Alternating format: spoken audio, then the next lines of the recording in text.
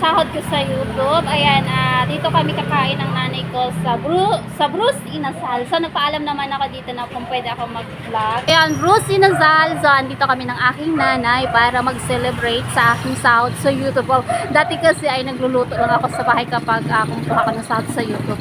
So, sa ngayon ay lumabas din muna kami para syempre relax din. Tapos, ito yung pwedeng orderin dito. So, yun, maraming pagpipilian dito. Tapos, meron din dito, solo meal. Ayan, tapos merong mga drinks, dessert. Ito, so, papasok tayo.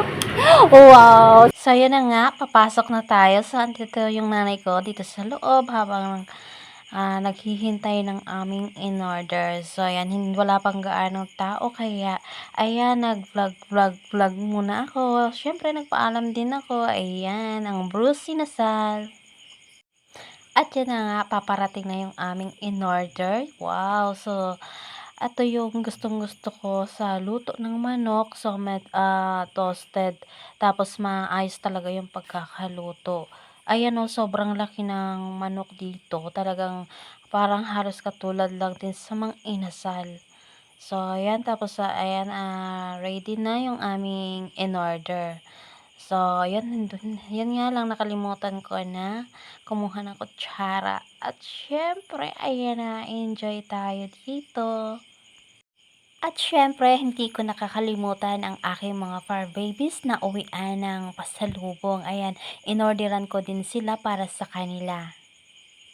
So, bago ang lahat, syempre kukuha muna ako ng kutsara dahil nakalimutan ko kanina kumuha. Ayan, so, ayan, kuha muna ako ng kutsara dito para makakain na rin kami. Ayan, dahil gutomers na. At syempre, hindi mawawala ang Anli Sabaw dito sa Bruce Inasal. Ayan na nga, nilagyan ko na yung isang mangkok. Ayan, cute na mangkok. Ayan, favorite color ni mother. Ayan na nga, gusto ko pa talagang punuin. Kaso wala na talaga mapaglagyan. Ayan, nilagyan ko pa yung isa para sa mother ko. Ayan, punuin mo pa para Anli higop mamaya. Ayan, pinag-isipan ko pa kung lalagyan ko pa yung isang mangkok. Kaso napag-isip-isip ko na baka sobrang katakawan ko na kapag nilagyan ko pa. Kaya ayan, hindi ko na nilagyan. Para na lang yan sa sausawan ng tuyo, kalamansi at yung sili labuyo. At ito na nga, ibinalik ko na yung thermos na kinuha ko doon sa pinagkuhaan. Ayaw ko pa sanang isauli kasi nga gusto ko talaga maraming yung mailagay kong sabaw, pero nakaramdam din ako ng kahihiyan. Wag may kahiya ka pa niyan. O, di ba yan, binalik ko na para yan na nga, ikakain na kami ni mother. So, yan, tinikman ko muna yung sabaw. Ayan, naswak sa panlasa ko, di ba? Ayan, yung asim, sakto lang, talagang kasinlasa lang talaga ng mang-inasal na kinakainan ko sa Maynila noon. Ayan, higop po more. Ayan, nakailang higop ka na ba? Ayan na nga, enjoy sa sabaw. O, di ba? Sarap na sarap yun sa sabaw. Ayan naman, kumain ka na kasi kanina kapag gutom.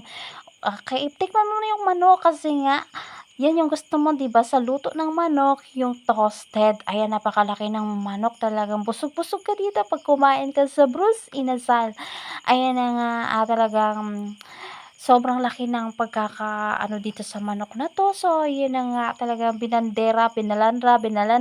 Ayan, tapos yung drinks nila, ayan, at talagang masarap yung drinks nila dito. So, yan, papakin mo na yung manok dahil yan naman ang gustong-gusto mo, 'di ba? Yung luto ng manok, hindi malansa, maayos talaga yung pagkakaluto. Tapos yung pagkakamarinate sa manok talaga masarap. So, hanggang buto na yata, malalasahan mo yung sarap ng lasa ng manok.